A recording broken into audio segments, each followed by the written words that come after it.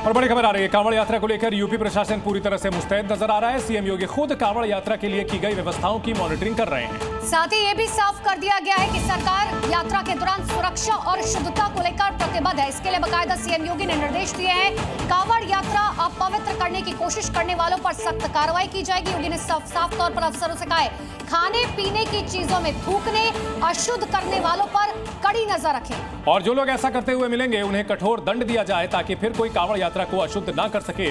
तो सीएम योगी आदित्यनाथ खुद कांवड़ यात्रा की तैयारियों की लगातार मॉनिटरिंग कर रहे हैं और इन सब के बीच प्रशासन की ओर से जगह जगह किस तरह के इंतजाम किए गए हैं, जी न्यूज इसकी पड़ताल कर रहा है और अपने दर्शकों को जानकारी दे रहा है। हमारे 3 सहयोगी हमारे साथ इस बड़ी खबर पर जुड़ चुके हैं। ब्रजेश तिवारी मुजफ्फरनगर से हमारे साथ जुड़ गए हैं, साथ ही साथ हमारे सहयोगी राजू राज भी हमारे साथ जुड़ रहे हैं और शिवम भी हमारे साथ जुड़ेंगे। इनके जरिए हम आपको दिखाएंगे किस तरह अलग अलग जगह पर सुरक्षा के इंतजाम किए गए हैं, शुद्धता को लेकर के क्या कुछ कदम उठाए जा रहे हैं, कांवड़ पथ को पूरी तरह से सुरक्षित रखा जाए, शुद्ध रखा जाए, इसको लेकर के प्रशासन की पूरी कवायद की जा रही है। देखिए क्या कुछ निर्देश दिए गए ये आपको बताते हैं। कांवड़ अपवित्र करने वालों पर कड़ा एक्शन लिया जाएगा।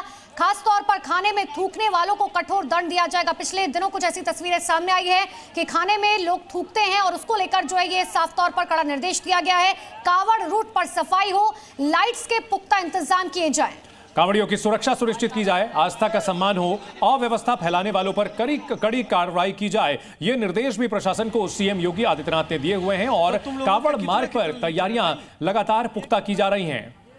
हमारे 3 सहयोगी हमारे साथ बने हुए हैं। ब्रजेश, अगर बात की जाए मुजफ्फरनगर की, हमारे साथ राजू मुजफ्फरनगर से जुड़े हुए हैं। अगर बात की जाए राजू, मुजफ्फरनगर में किस तरह की तैयारियां देखने को मिल रही हैं, दिखाएं और बताएं।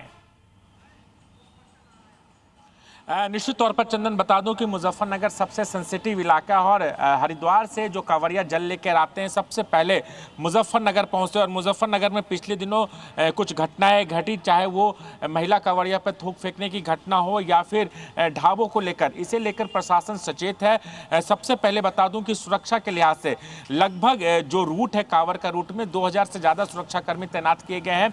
5000 से ज़्यादा सीसीटीवी कैमरे लगाए जिसमें से एआई का इस्तेमाल किया जा रहा है। इसके अलावा कल हमने खुद देखा कि डीएम और एसएसपी जो है यहाँ के मुजफ्फरनगर के, उन्होंने पूरे कांवड़ रूट का भ्रमण किया। जहाँ जहाँ पर सफाई थी नहीं थी वहाँ पर सफाई कराया गया।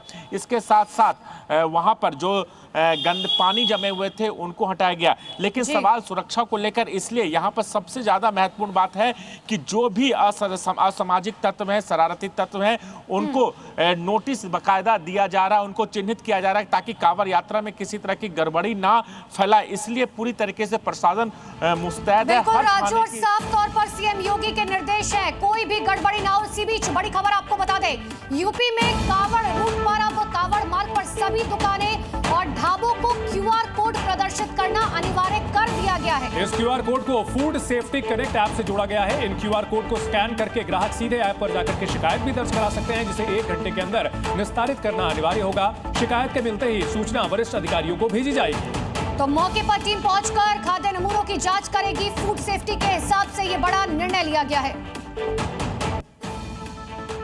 कांवड़ यात्रा में आने वाले जो रेस्टोरेंट्स हैं उन पे फूड सेफ्टी कनेक्ट ऐप के माध्यम से जो है एक डिस्प्ले किया जा रहा है, स्टिकर के माध्यम से। उसमें खाद्य प्रतिष्ठान का नाम, पता, मोबाइल नंबर और इसके अलावा उसमें क्यूआर कोड है। क्यूआर कोड को स्कैन करने पर ग्राहक जो है, कोई भी कंज्यूमर है, उस रेस्टोरेंट के बारे में अपना feedback FSSAI food safety and standard authority of India को दे सकते हैं और उसके माध्यम से वो अपनी शिकायत भी दर्ज करा सकते हैं। उस शिकायत पर त्वरित तत्काल कार्रवाई की जाएगी। तो हमारे 3 सहयोगी लगातार हमारे साथ बने हुए। मेरठ का रुख कर लेते हैं, मेरे सहयोगी ब्रजेश तिवारी लगातार वहां से मौजूद है। ब्रजेश, इसे एक बहुत अच्छी पहल कहा जा सकता है क्योंकि लोगों को सबसे ज्यादा डर इस बात का था कि जब वो कुछ खाने के लिए जा रहे हैं तो उनके खाने की सुरक्षा कितनी है।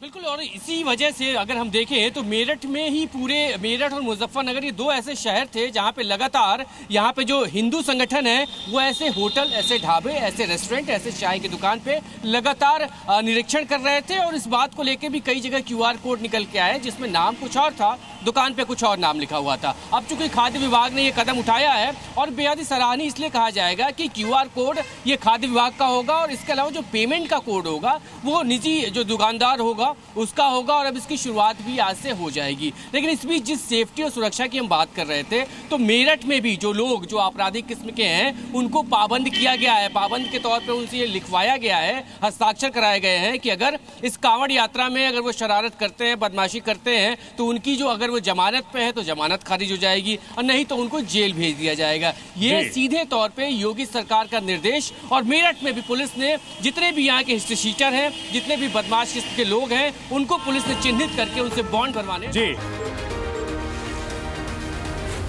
जी न्यूज़।